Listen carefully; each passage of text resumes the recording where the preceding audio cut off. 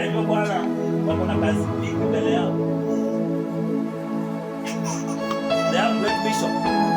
Wako na kazi mingi ambayo wakati mwingine wanaweza lemewa, lakini wanawatimu separate na kuwatenga. Watafanya kazi yako Bwana, watatumika katika madhabahu. Knowledge yao ina increase, power ina increase, grace ina increase, knowledge ina increase, prayer ina increase, word ina increase. Inataka kutusaidia mapepo ya kweli, wale ambao wako wachungaji tutawaijenga kuja kupata. Nimeimaliza nguvu katika jina la Yesu. Mapepo ambayo inaongea usiku, mapepo ambayo inaingia mchana ili kumaliza maisha yetu, ili kumaliza huduma yetu, nimeiadhibu, nimeikemea ila neno utafanya. Nimemaliza madhabahu ya Mungu. Atamlisha, Mungu atamvisha, Mungu atamtetea katika jina la Yesu Kristo. Anga inafunguka, anga inafunguka, anga inafunguka, anga inafunguka. Inakubali maombi yetu. Ukiombea watu watabarikiwa.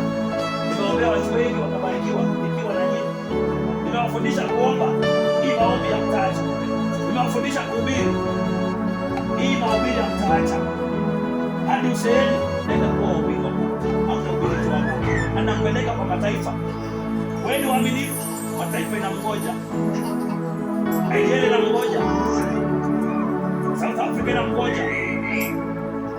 Australia inamngoja. India inamngoja. Amerika inamngoja. May you have that grace. May you have that grace. May you have that grace. May you have that grace. May you have that power.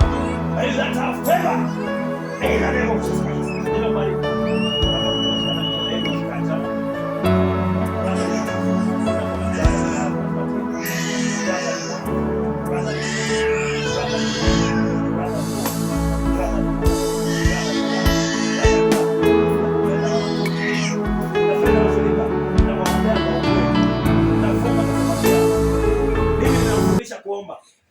Nimekuwa na nyinyi.